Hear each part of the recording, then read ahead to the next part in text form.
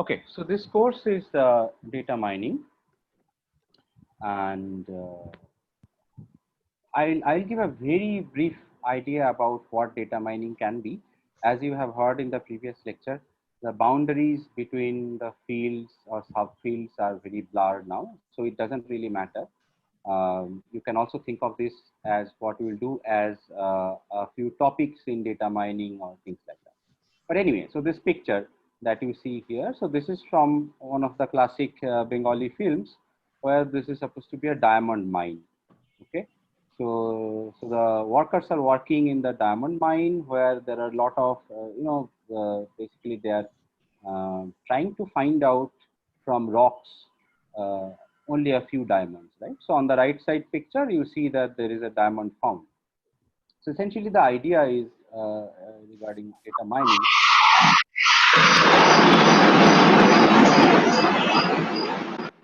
Folks, you all have to go on mute.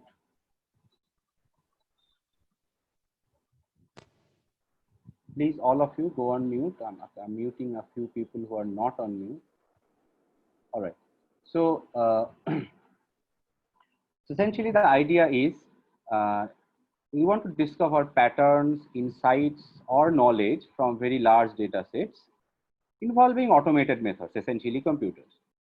And these methods would include things from statistics, machine learning, database systems, and in general algorithms. So as we go on, we will see various such kinds of methods. So you don't really want to think about where it is coming from or is there any boundary. So there is essentially no boundary, but as we will, towards the end of the course, you will learn a range of techniques and you will also find some similarities between them. So let's move on. Essentially, the idea is we have a lot of data and the goal would be to find the aspects of interest. Uh, this is the course outline. So I have created a course website. It's on Google Sites. You don't have to visit it now. Nothing is there. So essentially, I will upload the course, upload the lecture slides, as well as the lecture videos, and put the links in there after every lecture. A few hours after every lecture. This is the mailing list. We have already talked about this. There will be 3 lectures per week, 1 doubt clearing session.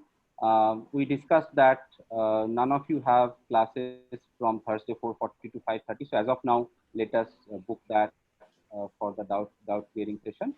1 online quiz every 2 weeks, and tentatively, the following could be the marks distribution. 25% for the quiz, which will replace the mid-sem exam. 25% for the assignments, and assuming that the end-sem exam will be possible in the usual way, that is the assumption as of now. If it is not possible, we will change certain things. Maybe we will take a few more quizzes, or we'll increase the weightage of those things or things like that. So we'll do something there. All right, so that's pretty much about the basic introduction I wanted to talk about. So today's topic, we'll start with MapReduce, Hadoop, and Spark. So we'll talk about MapReduce and Hadoop today. I think since we only have 50 minutes lectures, we will take 3 lectures for MapReduce, Hadoop, and Spark. That would be this week. Okay, so computers and data. So in modern data mining, the scenario is that we have to process immense amount of data very quick. And that means it will be very good if we can exploit parallelism.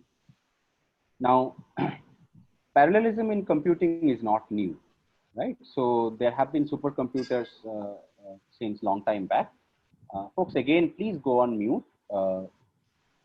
Kaushik and Arnab Chaudhary, can you please go on mute?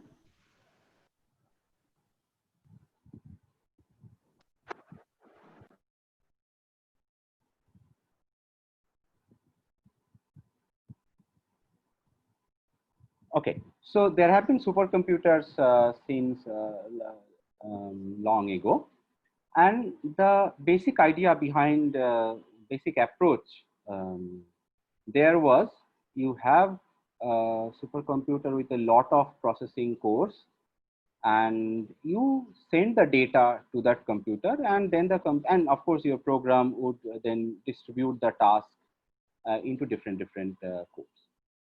Now, so that was the traditional way parallelism worked. The MapReduce way is a bit different.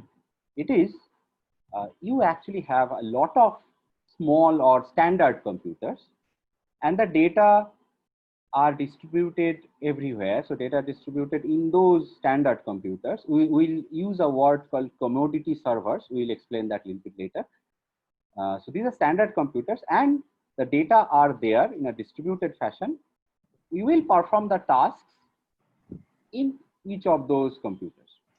So instead of sending the data from one computer from somewhere to one computer centrally, we will actually process in all the different computers. Now, let's start with a motivating example. So this is the hello world problem of big data. So what is the hello world problem? The hello world is the program that we wrote when we started programming, right? So the first program we wrote was hello world. It has nothing to do with hello or world. It is basically printing something. So the most basic thing you can do with a computer program is printing something on the terminal. So what we see now is the most basic problem you might want to solve using MapReduce paradigm.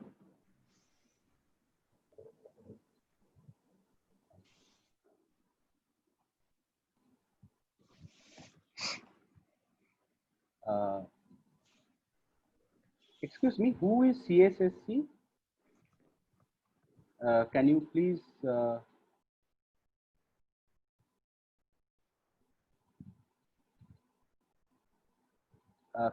join with your name so that we know who is this? Who is CSSC?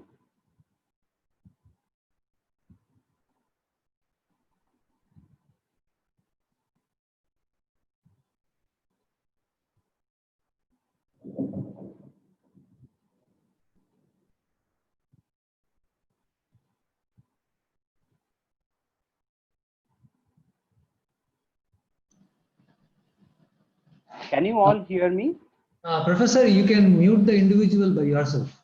I know, but can you all hear me, please? Yes, sir. We can Yes, hear sir. you. Yes, sir. Yes, sir. So just a moment. I think Ranjan is having issues with the volume, but there is no way to increase my volume, so you'll have to increase your volume somewhere. And just a moment, I will also. So these are the sorry for the interruption. So the hello world problem is the following. You have a lot of documents, let's say millions or billions of documents.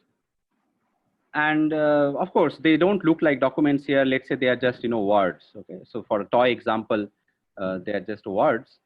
And each document has several words. And the goal is word count. That means count the total number of occurrences for each word.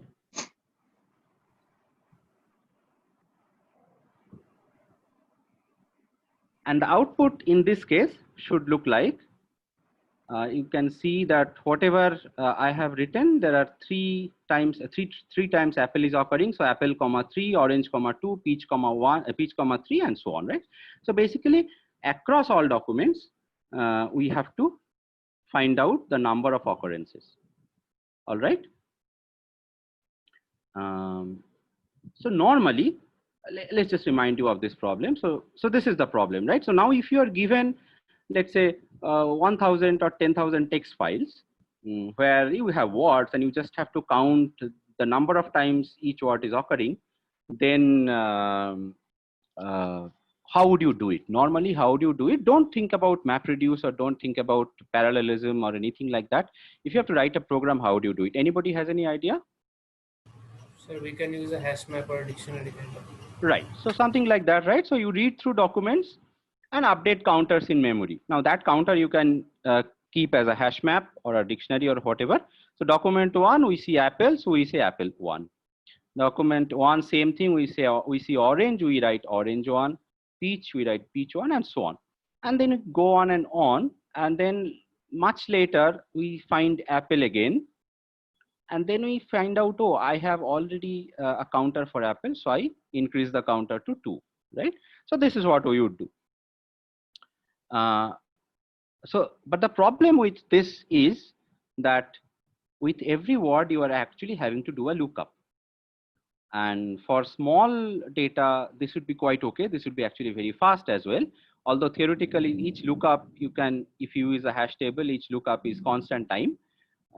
But with a huge amount of data, in practice, this will not be possible. And it will not be possible if you are actually using a distributed storage system. So let's say, how would we do this using MapReduce? So the problem is, given a collection of documents, we have to count the number of times each word occurs in the collection.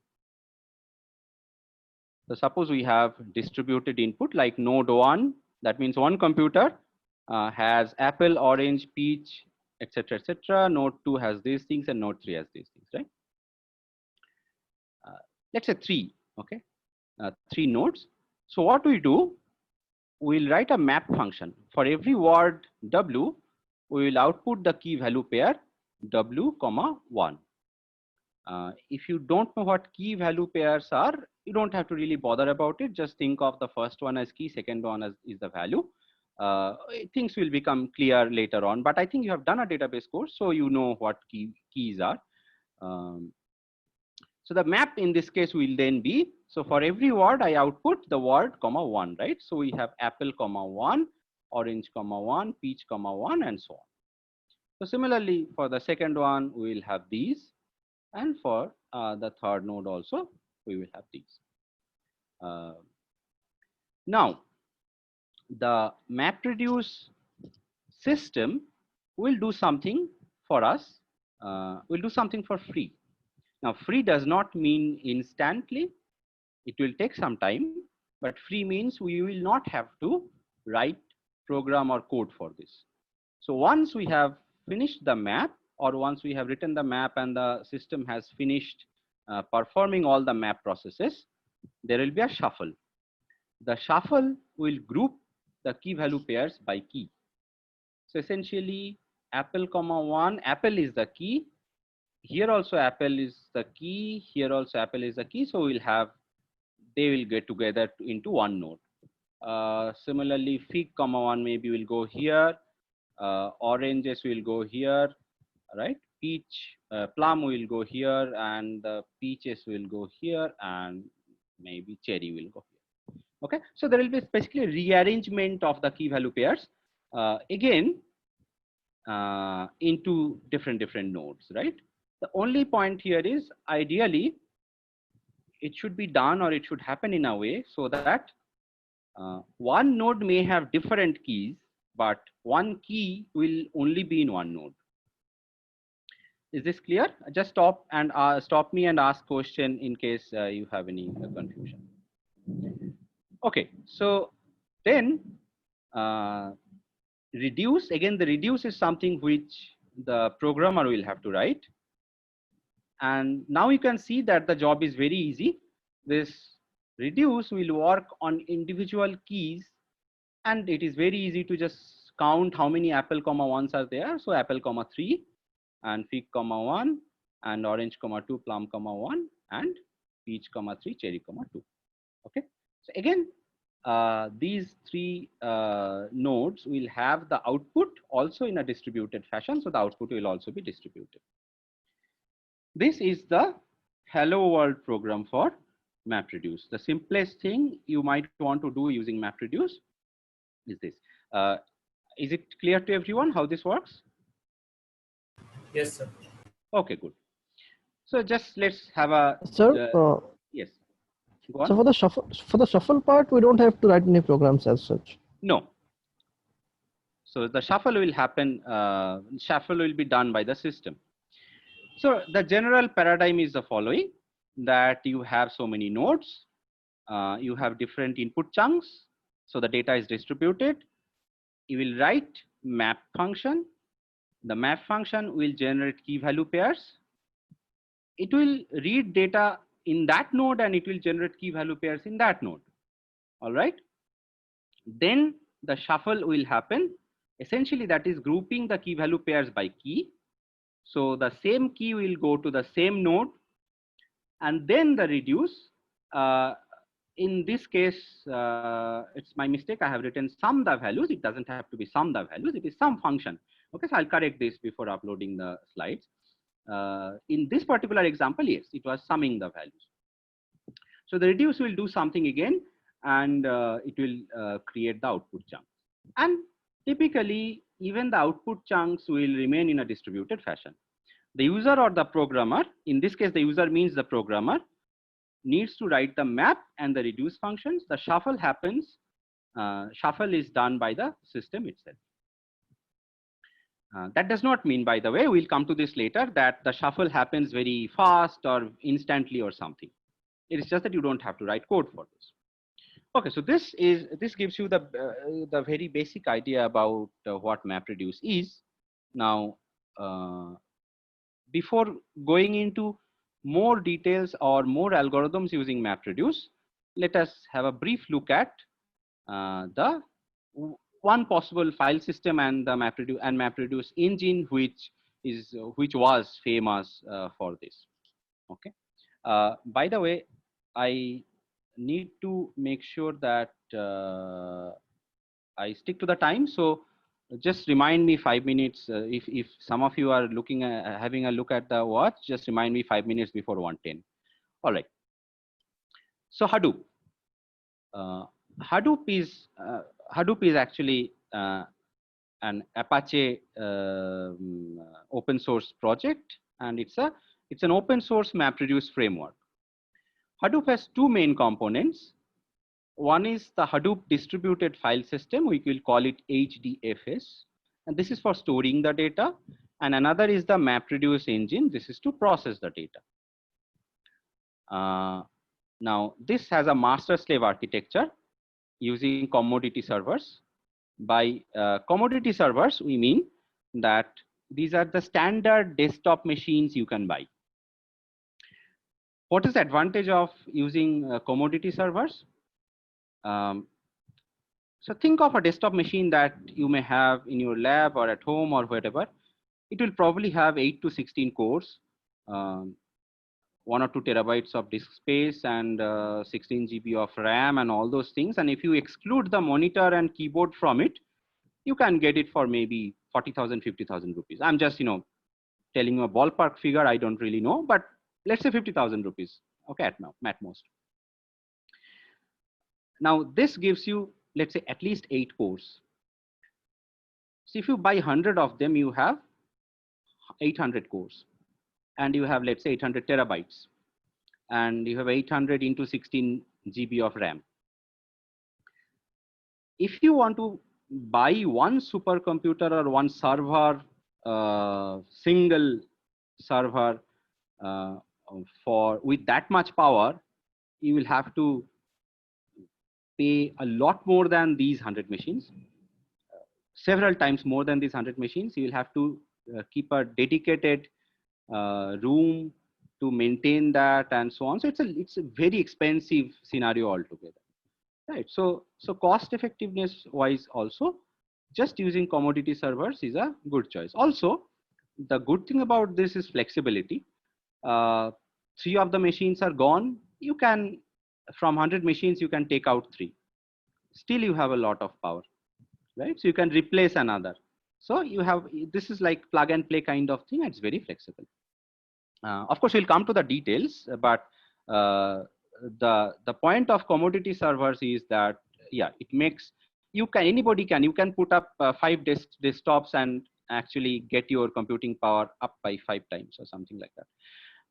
But buying one computer with 5 times more power will be much more costly. All right, so the HDFS has one master called the name node and one slave called the data node. so many slaves called data nodes. And the MapReduce engine has again one master called the job tracker and many slaves called the task tracker. So essentially the masters are like the managers.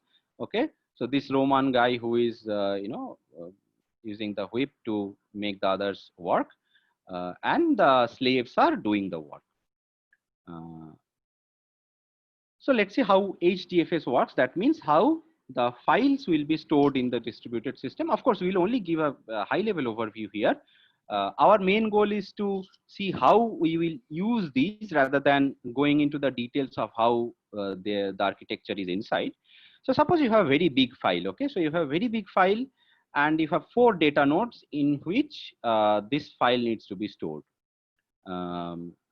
Then what will happen is the HDFS will split the file into several blocks. Now in this picture, I have only drawn 6 blocks, but in reality, there should be more. The blocks may be stored in these 4 nodes in this following way. So do you see that several of the blocks are, actually all of the blocks in this picture are repeated across 2 nodes, right? So the blocks are repeated across 2 nodes. There are 6 blocks, but there are actually 12 of them in the 4 data nodes. So each block is present in 2 different nodes. Now, 2 things to notice here. One is, okay, we'll come to that. So this HDFS runs on top of the existing file system. You can actually install Hadoop on Linux or Windows or whatever. So you have a file system, you can actually run on top of that. It's written in Java. Blocks are 64 MB or 125 MB each. That means, of course, don't use these for very small files. Only when you have many gigabytes or terabytes of data, then it makes sense. A single file can be larger than any single disk. What do I mean by a single file? This black big file on the left. So this black big file on the left can be larger than the single disk of any of the data nodes. Well, it looks so. But the good thing is that obviously that big file will not have to be put into one of the nodes individually, right? So it will be split into blocks and some of the blocks will be into one of the nodes. You can also set permissions like you can set in Linux, and this is fault tolerant. So why? So this fault tolerance is actually one important point here. And you see this replication, the blocks are present in 2 different nodes. The reason for that is, yeah, so the reason for that is fault tolerance. If let's say data node 2 goes down, then what we'll have is we still have block 1, block 3, and block 4 in present in the other nodes, so that we can get the data. Now here one question. What do you think? How much necessary is this fault tolerance or this duplication of data? Obviously, one problem is that if you are storing a 10 terabyte file, you are actually, and if you store every block 2 times in different nodes, then you are actually going to use 20 terabyte space. But is this really necessary? So I'll just give you a quick idea, and I'll not, so the classes are short, so I'll not go into the detailed discussion of this.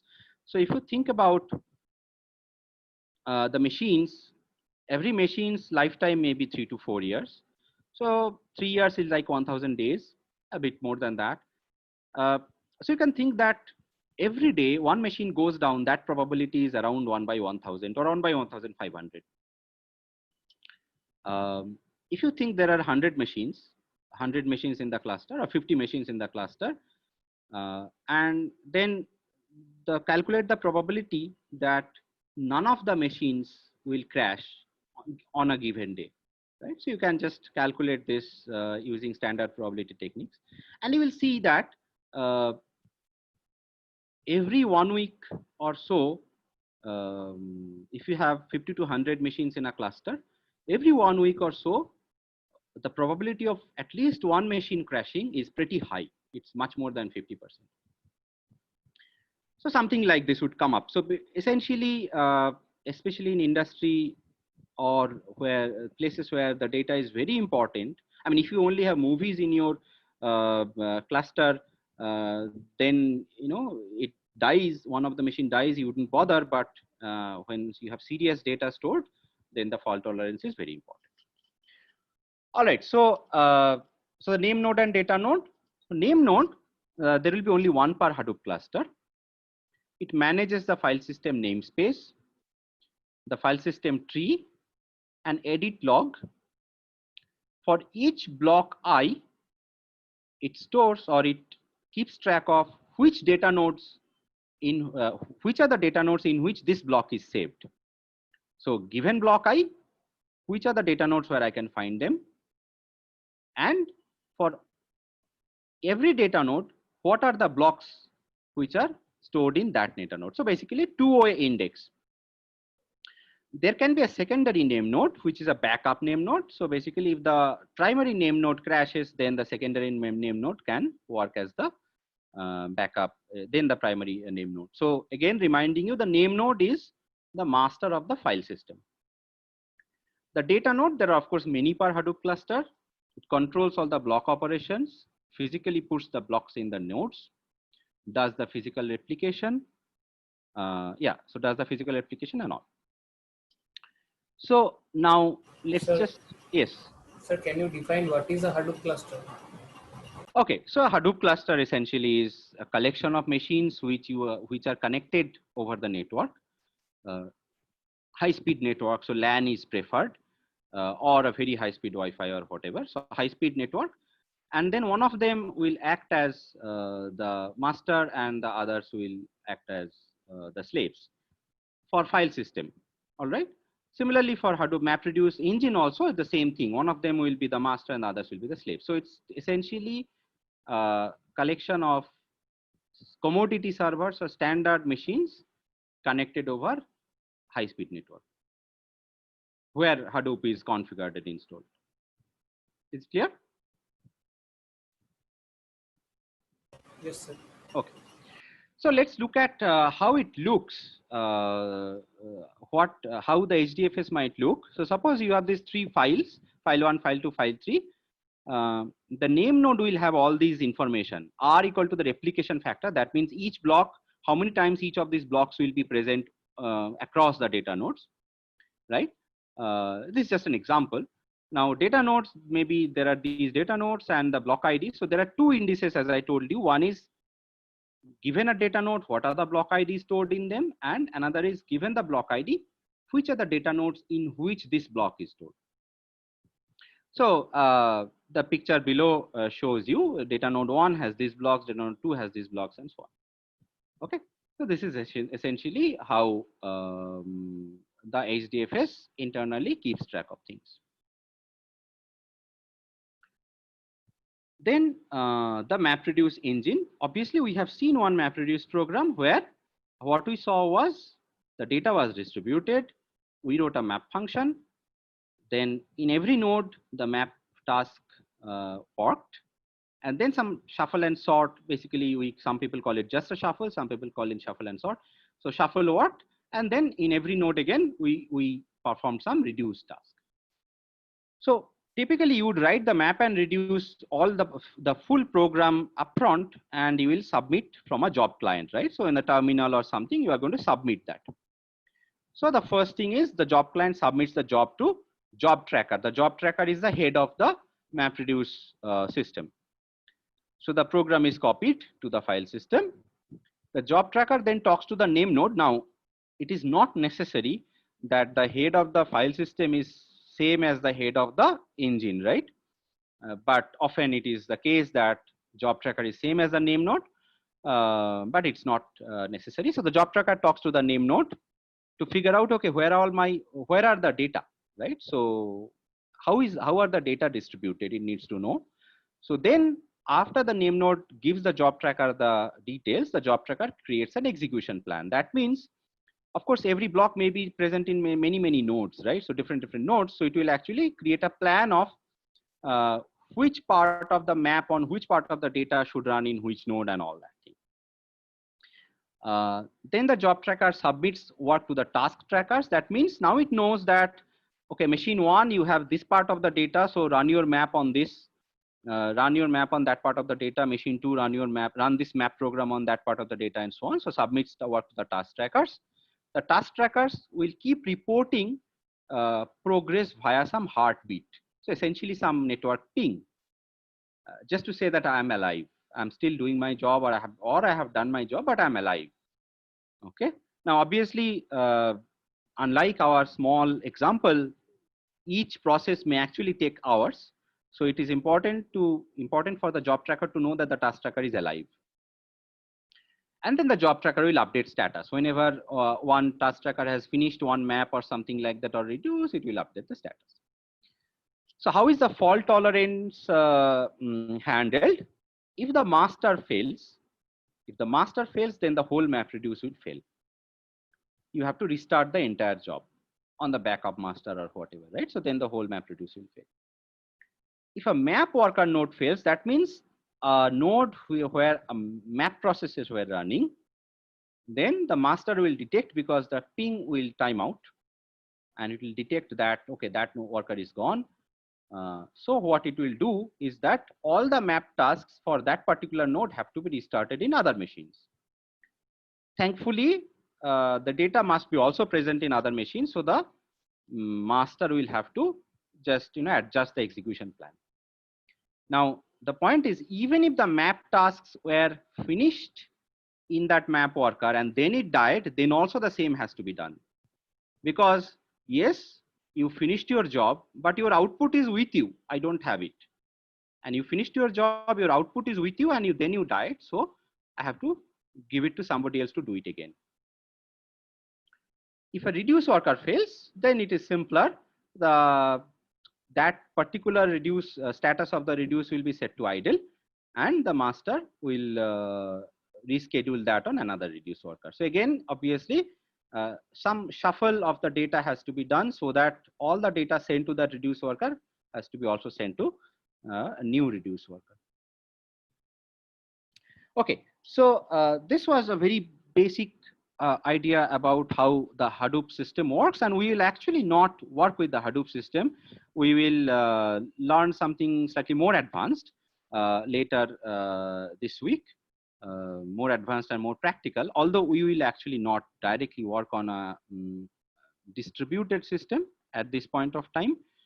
But we will do hands-on and some exercises with Apache Spark. We can do that locally also. In fact, we will see that although we will do it on our standalone machines, we will be able to exploit each of our laptops or whatever machines. We actually have several processors, right? So we'll be able to exploit some parallelism and get the feel of it. So, but we understood that how the data are stored in a distributed system. And when we go through the algorithms using MapReduce, understanding of this point will be very important. We'll no longer be able to assume that we have all the data in one particular machine. Any questions at this point? No, sir. Okay, fine. No, sir. So we have 15 more minutes, so let's just start with this.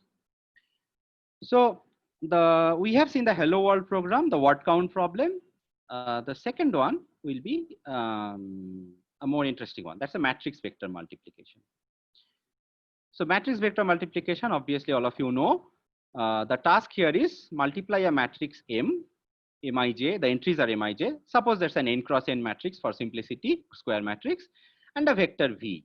Okay, so the vector V where the size of the vector is also n. So it's like, yeah.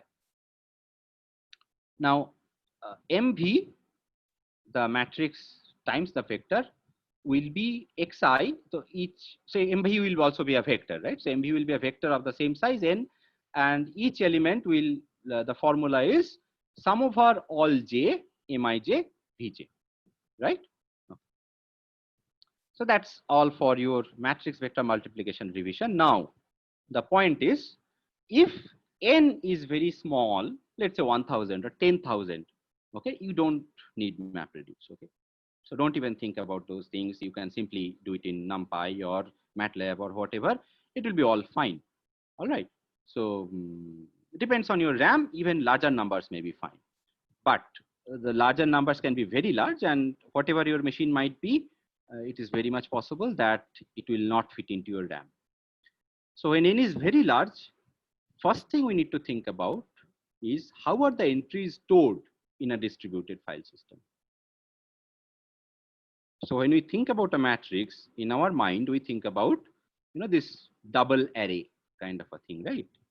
Two-dimensional array kind of a thing. That's what comes to our mind first. But if n is very large, we're not thinking about storing things in main memory anymore. So how are the entries stored in a distributed file system? Maybe like this. So let's say MIJ, right? MIJ are the entries. So maybe M11, M34, N51, M1301, these entries are in one machine. Then some other entries are in some other machines and so on. All right. So this matrix can actually be distributed over different machines of your, let's say, HDFS, distributed file system. So obviously what it means is that every entry knows that I am M51.2 and my value is, let's say, 1.5. Okay, so every entry knows the I and J indices and the value of that entry. But that's it. Those entries don't know what is the next entry in the same row or the previous entry in the same column or nothing like that. All right. So here the problem is, how they are stored may not be in any order convenient for making any assumption. So you cannot make an assumption like the entries are stored one row at a time or anything like that. And so we'll not assume anything about the arrangement of the entries. And the approach should be, the map should consider each MIJ one at a time. So this is how your entries are stored. You write a map function so that the map function will work on one entry at a time. All right, so let's see how we'll do that. So we'll use MapReduce case 1. Case 1 is n is very large, or n is large, so that your matrix, this n cross n matrix, does not fit into the RAM of any of the nodes, but the vector fits into the RAM of the nodes. So if you think about the following scenario, right? So suppose one machine's RAM, you can dedicate, let's say, 1 GB for this vector. Okay, so 1 GB actually can store a long array, very long array, 8 bytes per number. So yeah, like 8 million will be 8 megabytes. So it's actually 8 million will be 8 megabytes. So several hundred millions. So not a billion, but it's 100 millions will also be 100 million entries will also be less than a gigabyte. So yeah, one single column vector you can actually store, even if it is quite large. But the idea is M is distributed, the matrix is distributed, that you cannot store. So the matrix is distributed, but the vector can be passed on to every map worker. So since V fits into the main memory, all of V can be copied to every map worker. That means if you assume these are the machines, then the V can be given to this machine, and this machine, and all of them, right? So every machine has only part of the matrix and all of V, all of the vectors. Now let's think, how will I write the map? And the map means I will have to output some key value pairs, and later on these key value pairs will be grouped by the keys. So what we need here, we need all Mij Vj values together for the same I. So essentially it gives you an idea that we need to group by I, right? We need to group by I. So the I needs to be the key, and Mij Vj has to be the value, right? So the map will be, for every matrix element Mij, emit the key value pair I, Mij Vj. Obviously, in every node, it will only work on the Mij values that are present there.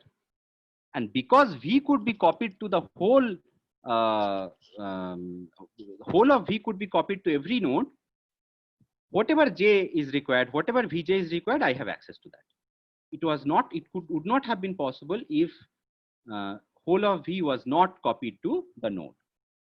Well, so the key value pairs will be I comma Mij Vj. So for example, this will be 1 comma M11 V1, 3 comma M34 V4, like this. All right, 51 comma M51 2 V2, and so on, right? So the map on this particular node will look like this. Shuffle will obviously group all Mij Vj values together for the same I. And the reduce is simple then. Once you have grouped it, all your Mij Vj for the same I are together, then in that particular node, you simply sum over all j Mij Vj. You get your xi. Obviously, the matrix is distributed, your output vector will also remain distributed, right? Only some of the VIs will be in one node, some other VIs will be in another node, and so on. So basically we do row-wise multiplication, right?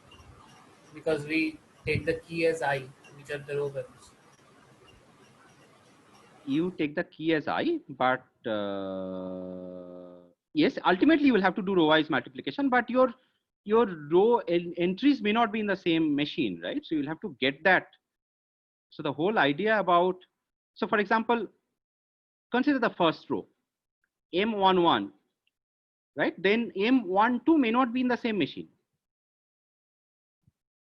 So you cannot multiply the first row with the V in one machine. Is it clear? Yes. Okay. So that's why the whole idea is that you will have to wisely choose a key such that your grouping works later on to sum the values properly. Here also you see typically key map is about choosing the key properly and processing the data with some simple operation, and reduce is about some sort of aggregation. In this case also reduce is summing. It could be somewhat different also. So I still have 5 minutes. I will finish a few more things. Okay, maybe I'll actually be able to finish only a few more things today and not as much as I hope to. Let's go on. So, so this was case 1 where whole of V could be copied to every node. Case 2 is N is very large, even V does not fit into the main memory of the nodes. So that means if we still apply the same method as before, that means for every map, so suppose I need M21 3 times V3, but then I don't have V3, that third entry of V with me right now. So I'll have to again fetch it from some other machines because I could not copy it to this node, right? So that's then what will happen is many accesses over the network, and that is not feasible. So the solution is, yes, the full of V is not will not fit into the main memory of the nodes, but how much of V will fit in? So we'll partition V so that each partition of V fits into the memory. So let's say this much, if you see the picture on the right side, so maybe this much of V fits into the main memory. Then what we'll do is we'll think of V as 4 parts. And as we just said, rows of the matrix times column, right? So similarly, we'll have to also partition the rows of the matrix into these 4 parts. So this bold line, that much of V corresponds to this much of the matrix, right? So then the whole problem becomes a collection of 4 separate problems. This much of the matrix times first part of the V, the second part of this matrix times second part of V, and so on. So then we'll do map and reduce same as before, but it will be like block multiplication, and we'll have to apply map reduce several times to complete the computation. So at one time we'll only apply it on part of this V. Next time that part is done, the next part of V on the data, and so on. So this is the case 2 part. So it actually gives the idea that even if certain things are not possible to fit in the main memory, you can extend it a bit and still get the job done. All right, so can you please explain which part of V is multiplied to which part of M? It's not clear from the diagram. yes, see, which part of V is multiplied to which part of M? That is not seen in the diagram. You see on the right. Okay, so I'll have to actually. Yeah, if you can take a pen, that will be helpful. Ranjan, I figuring out. don't have a pen right now. You Okay. can. Yeah, so I'll just show you this way. Okay, so what you do is you multiply this part of this entry of M with this entry of V. And similarly, this entry of M with this entry of V and so on, right? So what you do is this part of this row times this part of V. So in the first iteration, we only take the first part of V. That fits into the memory. That fits with the main memory of all the nodes. Okay, so that will only multiply with these part of the MIJs. Yes, Okay. fine. Fine. Okay, so this part. So that will be one MapReduce. The next part will be second one and the second part and so on. Is it clear? Yes, now it is clear. Okay. So, okay, so what we'll do is, yeah, I think we'll, yeah, let's actually move on for 2-3 more minutes. We can do a little bit of relational algebra before the next class. So you all remember from your database courses, the relational algebra. So a relation is, let's say a relation R with these attributes. Okay, it looks something like this, right? So attribute 1, attribute 2, or let's say A1, A2, A3, A4, and things like that. It's just an example. So some of them may be text and some of them may be numbers and Booleans and all those things. In practice, links between URLs in a web graph or something can be thought of a database table. A schema is just a set of the attributes. And there are many operations. The simplest to answer, selection on condition C. What you do, you apply a certain condition that something is greater than something or equal to something. Some particular attribute is greater than something, or maybe more complicated conditions on each tuple of the table or relation R, and you only output those which satisfy the condition. So this is selection. Similarly, projection is a subset S of the attributes. So you don't want to output all the attributes. You only want to output a set of the attributes and only a few of the dimensions. And similarly, there are union, intersection, and joins and all those things, right? So we'll stop with just finishing the selection using MapReduce, which is actually very trivial. So remember the SQL form of this is select star from R, where some condition C holds. So this is trivial because for each tuple T in R, now this R can be distributed over different machines. So don't think of this about as an SQL or MySQL or something like that. Think of them as, let's say, CSV files or text files in a format of a table stored in many machines, distributed. So for each tuple T, test whether this T satisfies the condition. If yes, then produce the key value pair T, 1. And reduce is nothing, right? So basically selection is all done by map. So this is essentially selection. So the next class, what we will do is we'll finish this, whatever was in the slides for today, and the rest of the theory portion for MapReduce. And maybe in the third class this week, we'll go on to Spark.